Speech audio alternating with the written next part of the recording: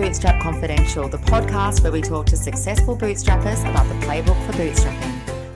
Welcome to Bootstrap Confidential, where this episode I'm delighted to welcome Matthew Grant, one of the founders of InsTech, who bootstrapped it 8 years ago towards a very successful exit recently. Welcome to the show, Matthew, and thank you very much for joining us. Well, thanks, Charles. It's great to be here. I always enjoy being on the other side of the microphone as well. So thank you for giving me a chance to be a guest. Yes, I feel very much sort of, pupil with master. You've got over 400 podcasts under your belt. I was adding mine all up, and I haven't even made three figures yet. So I hope I do an okay job. But thanks very much for joining us. And like always on the show, I always want to start with, obviously you had quite a significant academic and corporate career prior to 2016.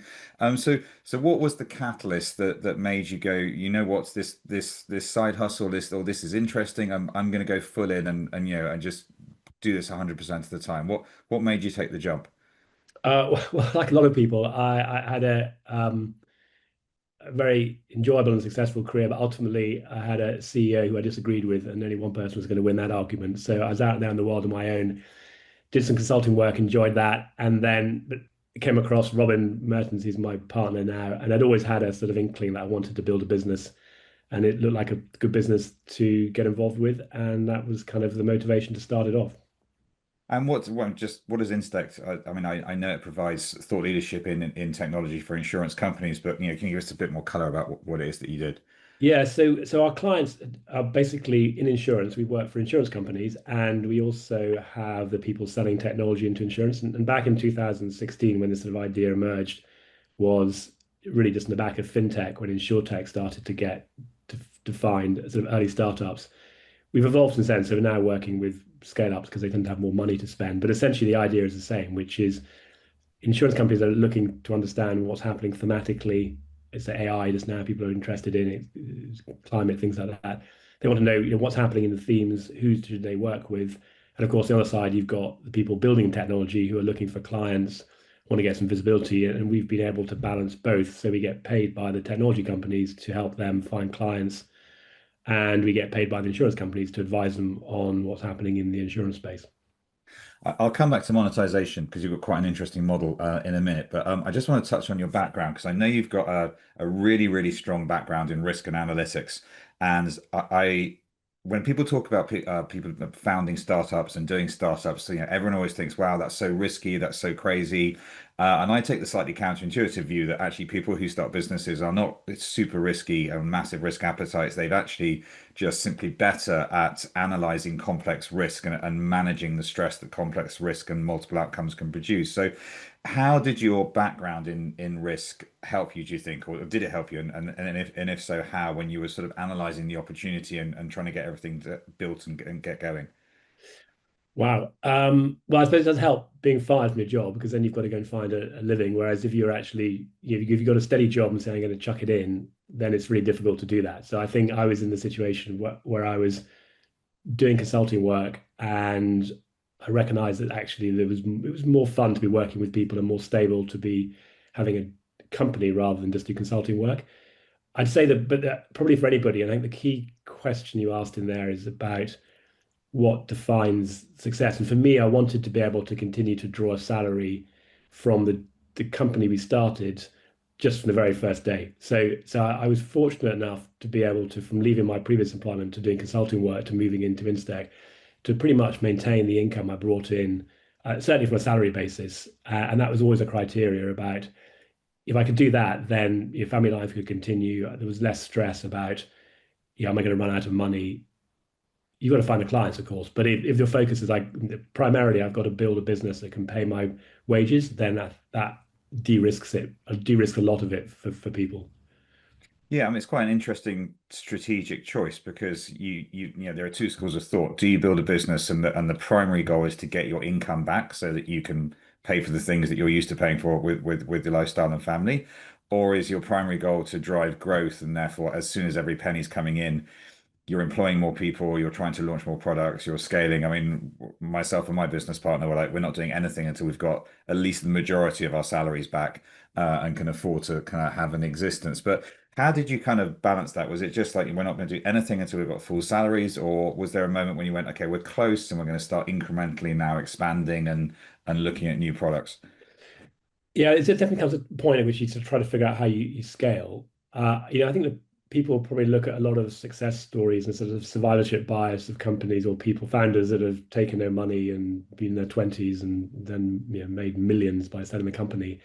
But I think the reality is really if you're building a business and you're focused on needing to generate revenue and income, you could be profitable to pay yourself, then that in itself implies or applies a discipline to how you run the business and you make decisions about profitability. And it doesn't have to come with no growth. It might be slower growth, but I just think it's a good thing for everyone to do to be able to do that. And then you get to the point where you say, well, actually, we could do more of this business. And also, if we're going to sell it, you can't just be a business that's got two founders in it because that's kind of hard to sell. Yeah. So therefore, how do you scale that business to other people? And then you sort of get to your point, how do you invest? And what investment means there for our business anyway, primarily was salary. I mean, we didn't, and these days the benefit is particularly a business like we have, there's very little sort of physical assets you need to buy. You can rent pretty much everything, and so your money is going into people. So the question is then, okay, am I going to spend money on other people's wages rather than pay myself? And particularly in the short term, you're always going to be able to do things better than many people. So you've got to allow for that sort of that growth. But yeah, we could talk more about that and and the sort of choices we made. And then how, I mean, obviously you decided to bootstrap. I'm a passionate fan of bootstrapping and all its benefits, but what were the reasons that you thought, let's just get this up and running, let's bootstrap it, let's get product market fit, let's work out how to monetize it. Did you accidentally fall into bootstrapping it, or was it a deliberate decision? And what was the sort of thinking? I mean, a couple of things. I think this stage in life, latter years, rightly or wrongly, probably wrongly, we kind of you tend to think you know what you're doing, and having somebody who's an investor and then tells you what to do is just, don't always like that. And there's a cost to the business in terms of time. And we weren't in a hurry. And in a way, I'm not quite sure how to spend the money other than just hiring more people. And then, we wouldn't have tested the market. So for us, it was if we discovered something that we felt right, we need to accelerate this with bringing some money in, and we need to go and hire some more people, or we need to run some bigger events because that's predominantly where we generate our revenue today, then we would have done that. But we never got to a point where we said, well, we could accelerate this business if we went out and hired a lot more people. We did have one product we started testing out that could have gone that way, but in the end, it just didn't. We couldn't get the product to generate the revenue, so we tested it. A sort of great fan of Eric Ries's Lean Startup. We tested the product and people weren't going to pay for it, so there's no point investing money in it. Just if there's no market for it. Yeah, also a fan of Eric Ries and the Lean Startup. So just talking about testing the product and generating their revenue and monetizing it, how did you initially go about testing the product, getting product market fit, and then you have quite an unusual monetization model? Yeah, so initially, the primary driver of revenue for us, and still today actually, was what we call membership. So we basically build a community of 30,000 people around the world, some face to face, some digital. And of those, we have at any one time about 100 companies that what we'll call members. And essentially, they pay us a fee, annual fee. They can draw down on that to get certain benefits, such as trading in for sponsorship or the podcast. And then we have sponsorship. And so for us, it is very much we've got an idea for doing an event. Will anybody pay us to do it? If they will, that's product market fit because someone's paid us £20,000 for an event because these are evening events. If somebody pays us money for a membership, which started off at £1,000 a year and is now in excess of 15, then you're kind of learning as you go. If someone does that, then you know it's good. If they won't, then it's not. Normally when you have two founders, then you're going to have a huge amount of skills and experience with those two founders, but you're also going to have gaps. So when you had those gaps, what were some of the, I mean, did you teach yourself? Did you employ other people? Did you just go, we're going to focus very specifically on this thing here? What were some of the gaps that you had and how did you resolve those issues? No, it's a great question. I sort of relate this to the reason I occasionally try and do some plumbing or electricity DIY is to remind myself why I pay the professionals to do it. And in a sort of gentler way and probably, equally sort of dangerous way in work, you can sort of do that. And so for example, on bookkeeping, found a brilliant person called Jo through People Per Hour actually, and she has grown with us. She runs a bookkeeping company. We use Zero. She is just absolutely fantastic and really good value, and but bills us monthly, and we can completely rely on her numbers, and that's worked really well. That's one way we do it. We're now using HubSpot for our sales and marketing. Before we had HubSpot's quite expensive, so before we had Pipedrive, which is quite cheap. Before that, we had a spreadsheet. So sort of my background was sales and marketing, so I knew how to build a sales tracking system. But rather than spending any money up front, we basically said, right, let's just do it on Excel, and then we moved it to Google Sheets so we could share it. And then at some point, we need a better system. And so we were sort of iterating as we went. We then also we hired as we grew, because we had 4 years of really good growth. We then hired a fractional CFO for a year, and we hired a fractional human resources person. So the CFO is once a month. I think the HR person was probably half a day a month. And I've got to ask, how did that go? Because fractional CFOs and fractional HRs and fractional people to kind of boost your skill set are very much a la mode at the moment, and lots of startups are doing them. I have my own reservations. How did it go for you? It's kind of leading the audience, I think, there, Charles. So it was mixed, frankly. And if Stuart's listening, I'm sure he'd sort of acknowledge this. We had 1 day a month, which is hard for somebody to really immerse themselves in the business. And a business like ours, there's a whole range of things we need to help with, from reporting to Companies House, from tracking all the sales, from systems. And it was very helpful having an independent view come in and talk to us about this. It was also, we sort of recognize what and where you need to pay for something versus where you can do it yourself, to your point, or you need someone like that. So I think we had that for about a year and a half, and it came to a natural end at that point, and we didn't have anybody after that. Fractional HR, that was slightly different. So that, to my point earlier, sorry, we didn't talk about it earlier, but I'm a great believer that you sort of build the business you want to become without getting bogged down in operations and overhead. So we were always thinking, what would it be like when we'd be a bigger business? So when we're up to about 17 people, we started getting HR in to build out company handbook and policies and what you do for paternity leave. And actually that gave us a really good, robust set of policies that we could then draw on. But once we'd done those, we didn't need somebody HR anymore. And actually somebody internally stepped up and is now excellent at doing that and has picked up a lot of that kind of role. So I think you've got those choices. And then we also had a COO come in, because any company has got two founders doing a lot of the jobs, looking to scale operations. And that was, again, really good for a period of time, but for various reasons, we didn't need him after a year, but he did a very thorough job within that year. I think had we continue to grow, then we would have needed somebody, but we can talk about that separately. But we went through a period of low growth and didn't need an expensive COO at that point, so we had to sort of part company with him. And as you're growing up to 17 plus people, and you're bringing people in, and I always ask founders of startups this: what sort of, are there any particular traits you're looking for adaptability, for a laser focus on specific skill sets, for jack of all trades as opposed to masters of one? What were the type of people you were looking for, and then how did you think about remunerating them? Because startups, particularly when you're bootstrapping, you're kind of employing with one hand tied behind your back, because pretty much everyone else can offer better money for less hours than you, with probably less stress. So what sort of people were you looking for first, and then how did you think about trying to motivate them either via remuneration or other means?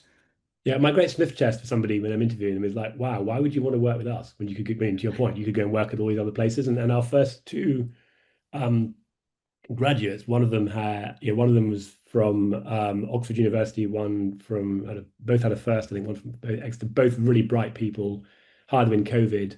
I mean, they're very characteristic of what's worked well for us at that level, sort of at early levels. So they were very curious. They wanted to take the risk of working with a company like ours. They liked what they saw. They recognized They could have gone somewhere else, could have worked McKinsey's, could have worked for a big law firm, would have got paid a lot more money, but they would have been worked really hard and they wouldn't have got anything like the exposure and responsibility we did. And our inconsistently, the people we brought in at that kind of level have really, but they're doing things they amaze themselves and what they're doing. One of the people we brought in, and she'd be the first to admit, is really shy when she came in, and within 2 years she was on stage interviewing people, she was doing what you're doing now in the podcast. She was hosting webinars, completely transformed. Had a really good boss that coached her on that, and it's just so satisfying seeing people like that. And those are people who realize in that stage of their career, it's not just about the money, it's about the experience you get. So that kind of work, yeah, that's worked very well for us. And then we've also brought people in later in their career, which is a whole different dynamic, and we can talk a bit about that as well. But certainly those early career ones, we feel very pleased with the people that have joined us. Yeah, and I mean, I think it's a good lesson for any founder because you don't have as much money, but if you can offer really fast-paced career growth, and so many founders do this. I've got people in their mid-20s who are doing things they would never be doing for another 10 or 15 years in a big corporate environment. Then that, to the right mindset, to the curious mindset, which is probably the number one word that every founder like hits on when you ask who do you employ. They say people who are curious, and for us that was like the number one criteria. That's very powerful in itself. But one of the things that because there are so many stories out there put out by the VC community and the investment community, lots of founders think, okay, well, get them on. I can't pay them as much. I'll try and give them some career growth. I'll offer them some options on the hope that at some point, there's an exit in the future. I mean, how valuable do you think those kind of things are, or is it just a whole heap of admin that ultimately is not going to, you've got better things to do with your time when you're trying to grow quickly? Well, I mean, first of all, I'd say if you're bringing people in early in their career and you can't pay them enough, then you're going to fail at some point. I mean, that graduates, the sort of the pace of graduate salaries for sort of average jobs has not gone up that much. I mean, it hasn't gone up as fast as cost of living. If you're trying to compete with the big firms, then you're no way going to do it. So I think I'd say you've got to pay competitively when you bring people in at that level.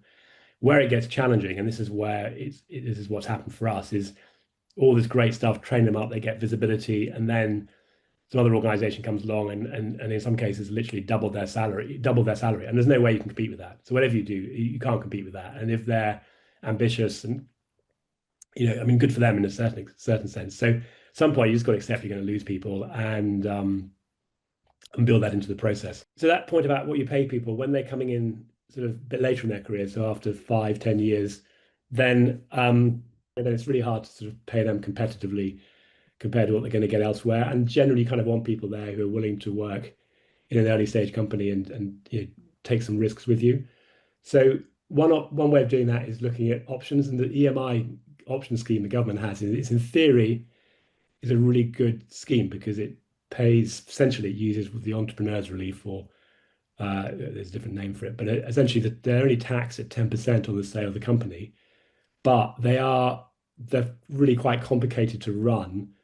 And this is a good example, back to one of your earlier questions about where do you go for your advice, and so we did have an option scheme for our senior employees.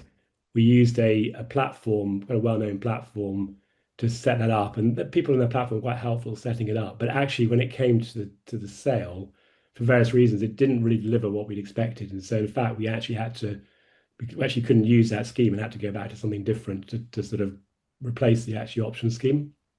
So I think people need to be really careful when they look at those. And this is not unusual. When we talk to the lawyers about it, they said it's quite common that these things just don't work in practice. Yeah, and we had exactly the same issue. We didn't use a platform. We used a very reputable global law firm, and when we came to exit, it wasn't quite fit for purpose, and we had to revert to a different mechanism. And I always just think it's interesting whether it's at the start of their careers or they're 10 or 15 years into their career. The motivation, how you motivate people that you're bringing into the organization, because obviously, even when you do have options that work, that assumes there's going to be an exit. It's going to be a successful exit. There's going to be a big valuation. There's a huge amount of assumptions in there. And if people are just coming in for the options because they've read somewhere that so and so joined this company and they were one of the first through the door and now they're a multimillionaire and retired, is that necessarily the motivation you're looking for when you're bringing people in? It's better to have people who are proud of the work and fascinated by the product and curious. I always think, which kind of leads me on to, I want to come back to exit in a minute, but onto culture. So did you deliberately set up the culture or did it just grow organically? And what was the culture you were trying to create that would allow juniors and people sort of mid-career to flourish and grow and sort of help you build the business? I'd say every startup, the culture is going to come from the founder, or interestingly, the founders. So, good reminder if you're starting a business with somebody. And I think I couldn't have done a business on my own. I think having a co-founder is incredibly helpful. But ultimately, the business is going to be influenced by the culture of the founders, or the dominant founders, I guess, if you've got more than two, or maybe you have a dominant founder if you've got two. So our culture was around. You talk about curiosity. Actually, we have that in our kind of tagline. We are the community of the curious. So we like people that think about things. We don't take ourselves too seriously on the one hand, but actually we're also willing to call out things we don't understand or don't agree with. So even if it comes on stage, if we'll try and do it respectfully. Or on the podcast, if someone says something we don't understand, or we think they're sort of being a bit too marketing-y, we'll just say, like, maybe you could explain that because I don't quite understand. And that also, that's part of why people work with us, because they know they're going to get the honesty, and that works with the team and amongst each other. We respect the individual's view. When Sam, who heads our marketing, came in, he had a really strong marketing background in a startup and building events, and we were at that stage. I think we're still using the 30,000 people community, and he said, "Well, actually, why do you say 30,000? Because I think at that point we had 15,000 names on our marketing database." And he goes, "That's all you can really call your community." And I sort of argued with him for a bit, and I realized actually that was right. We had to accept his viewpoint on that. You said it was much more important to have in your view, to have a co-founder, which I would, as someone who had a co-founder, would agree with. And I'm going to kind of second guess your answer here. Is that because when you're going through the journey, and a lot of the journey is kind of like, walking through the fiery paths of hell, sometimes it can feel like, but when you're going through the journey, it's so much easier if you've got someone you can talk to who knows exactly what's going on. I mean, partners, wives, family, friends, etc. They can kind of understand, but they never really quite get the kind of the minutiae of the situation you're in. So is that the reason? And does that help you cope with the stress and the toll that running a business takes, or there are other reasons as well? Yeah, definitely having someone you can bounce ideas off is really important. I mean, what I've learned is just because I think something's right, it doesn't mean it's right. Especially later in your career, you've been successful in another job, and sometimes you need someone to say to you, actually, I don't agree. And I think the important thing of it in a partnership is you have to allow for the fact that you have to allow the other person to have their point of view if you don't agree with it, and just choose your battles carefully. But also, yeah, I think we all think differently, and I tend to sort of think by talking to somebody. So I might have an idea, but it's not necessarily a fully formed idea. So I go, "Hey Charles, I think we should do this. I've had this idea, overnight. What do you think?" And you go, "Well, don't think we should do that. We don't think we should do that." I go, "Yeah, you're right. Actually, it wasn't a very good idea." Or you can amplify and say, "Yeah, that's great," or we could add this, and I think also it's really lonely being there on your own running a business. Yeah. And of course, our staff today are wonderful, but sometimes you just got to grumble about things, and having somebody that you can sort of grumble with, get it off your own shoulders. Because you mentioned the family, and yeah, I've got a very understanding wife who's also has got a really good insight into business and will give comment. But I come back too often and grumble about things, which inevitably there's always something in a day to complain about. And then her point of view is I'm always grumbling about the business, whereas Robin and I can just sort of Yeah. get through things and move on. So there's lots and lots of reasons. I just think it'd be so, well, I was going to say, so hard if I was to do it again, if I was to start up another business, I could probably do it on my own, but I'd have some other kind of advisors. So I might have, yeah, I don't know, advisors or something else. I think the other thing when you've got investors, you have those advisors, investors, but it's a very it's a very uneven distribution of power. Your investors are Yeah. telling you what to do, and if you slip up, then you're out. So they can be very helpful when things are going well or things are kind of neutral, but there's a limit to how much you can really expose to them and sort of.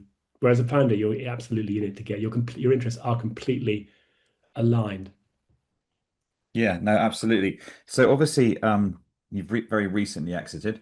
So, and this is always an interesting thing because when people start businesses, it's like, oh my God, can I get this thing up and running? And that's not focused on that as a distraction. Then once it's up and running, it's like how quick, how can we grow it? How can we build it? And then you sort of get to the point of exit, at which point you realize I wish I'd done all these things right back at the start because that would have put us in a so much more advantageous position now, or it'd be easier, or we get a better valuation. So, what were some of the things that you'd fortuitously had done that were good, and what were some of the things other than, obviously the confusion over the options? What were some of the things where you think, well, maybe if we just spent a little bit more time at the start on that, that would have made this whole process a lot easier? Well, let's start with things we did well, and maybe I'll give you a few things we didn't do so well, and we'll come back to end it with some happy stories as well.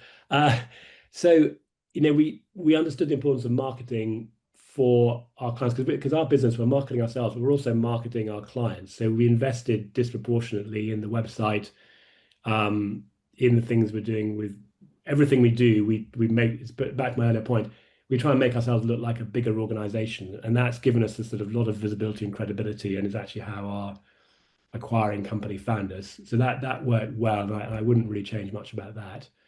The the the feedback we got when they were going through due diligence was that the way we'd been tracking our financial records was really good. So they're very quickly able to identify where we were, what the plan, and we were on plan, and we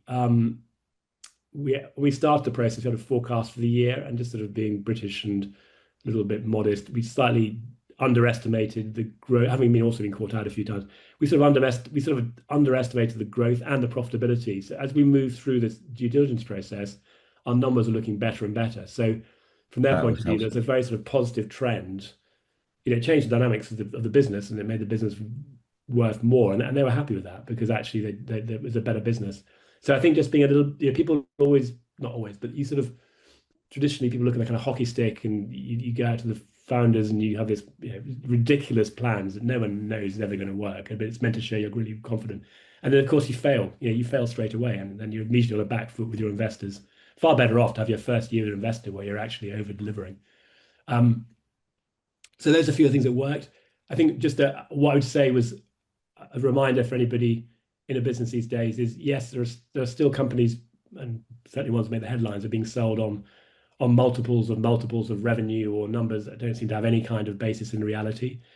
But a lot of companies, and particularly those that are PE backed, which our acquirers were, are looking for earnings, looking for EBITDA. I mean, and so we went into this. When we started thinking about the sale process a few years ago, we'd seen evidence of people that bought communities, and we thought our buyer might be a big organization like a Google that wanted our community because then they could access all the sort of partners, and we'd be bought on a multiple of revenue. Well, the reality is that actually these days that doesn't happen very often, and really, so therefore, if you're going to go, EBITDA is going to be an important part of it, you really manage your costs in the couple of years coming up to the acquisition. Yeah, I think it's very rare, I think, apart from in the media, that anyone gets bought on multiples of revenue these days, outside like the latest new tech thing. It's almost always multiples of EBITDA. But you mentioned when you were replying there, you said something. You mentioned like a few times in the past you'd got your numbers wrong. So obviously you come from a sales and marketing background. So how did you what was the lesson, and how did you learn it and get better at it? Because that's so often an issue for any business, like well, these are our numbers, that's our plan, and like, oh, we've been a little bit over optimistic there, or there's been a disconnect between forecasting and marketing, or what were the lessons you learned, and when it went wrong? Yeah, what do they say on those sort of financial adverts? The past the past is not necessarily a representation of the future. You may lose your investment. Yeah. I mean, that happened sort of the first 3 or 4 years. We were doubling revenue each year, but we started off from a very low base. So that wasn't, it was still a good, but it was. But then what happens in 2023? There was a kind of mini financial crisis, and people stopped spending money on marketing. And we'd forecast. We hadn't forecast doubling. We'd forecast a growth of about 25% going into the year. So it was still quite conservative, but actually at that point, 25% on the revenue you had was quite a lot. So we were hiring into that. We saw so this is another interesting angle. We had a lot of positive feedback on our reports. Turns out though, that we couldn't generate a lot of revenue from those. And so what happened, we had a forecast. There was kind of top-down forecast based on feedback that people liked these reports, is one good example. When it actually came to then go and make the sales, then the sales started to slow down. And we were able to, we had Joe, I mentioned before, did a very good sort of management account. She was doing, all the things you expect, P&L and cash flow. But because we weren't being more conservative about readjusting the forecast during the year, we were sort of managing on the cash in the business. We did realize in time, but we sort of had to adjust pretty quickly. We realized, right, we're going to be running out of money in 3 months' time, or not make payroll in 3 months' time. And that is a scary place to be, because you can talk more about it, but you sort of realize if you've got a business, unless you want to do something really nasty and just blow the whole thing up and declare bankruptcy, you can't walk away from it. I mean, that is the only way to walk away from it, which is horrible for lots of reasons. So you then have to say, okay, we're going to keep this business going. We have to do a sort of managed reduction in force, and so we had to let a few people go, but we did it in a way that was sort of respectful. Hopefully, they'd feel that, and we managed through it, and we learned our lessons from it. But we did get quite close to the point where you're looking at, like, next month, this could be really quite uncomfortable for us. And ultimately, discomfort was telling people we had to let them go, which is never nice, but the business continued. Yeah, it's interesting. I mean, I think every founder who's managed to get to exit has been very, very close to the wire a number of times. And I know, talking to our mutual friend Rupert Lee Brown about this, he says here, whatever happens, you have to survive, because the second you stop to exist, you're gone, and it will never come back. So you just have to find some way to survive the cash flow crisis, whether it's massively cutting down on costs, unfortunately trimming staff, but survival is key. And then once you survive, you can start to kind of build back up again and see yourself through the gap. Yeah, Charles, I mean, I just to prove I did listen to that podcast. That was a really memorable moment, because I mean, his point was not just you have to survive as the founder, the business has to survive. So Yeah. if you don't manage that, then everyone loses their job. So for the sort of, and that's just the reality of how the whole world works, really. But I think it's understanding that sometimes you have to tighten the belt and keep going, and that is the only way you can come back through and you can hire again. But yeah, it's not just you as an individual that's going to survive. It's the whole. I mean, don't forget, everybody that when you did your business, people were hiring people, and we're giving people jobs in the economy. We're paying taxes back into the country. There's a massive good we do, as well as just the pleasure we get from doing it ourselves. Yeah, no, absolutely. If you could go back 8, 10 years now, I mean, as you said at the start, it's like you'd had a successful career. You thought you were pretty confident. You knew lots of things, and then obviously, like a lot of people, you start running a business and you discover all these things that you didn't know or you mistakenly thought you know. So if you could go back now and give yourself one piece of advice that you would say to any founder who's just started their journey, or they're about to make the leap, what would be the one thing you would say, do this one thing well, is, whether it's pride in your work, focus on your metrics, managing your cash flow, rolling with the punches. What would be the one piece of advice you would give to any founder now, that they should, if they focused on this one thing, it might not do everything, but it will enormously help you kind of get through?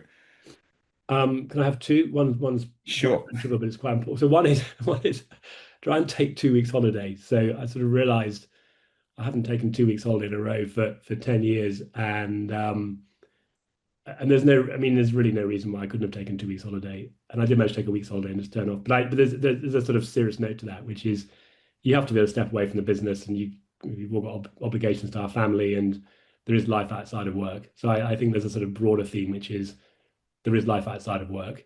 I think in terms of the one other key difference, I mean, it sounds a little bit cruel, but I'd say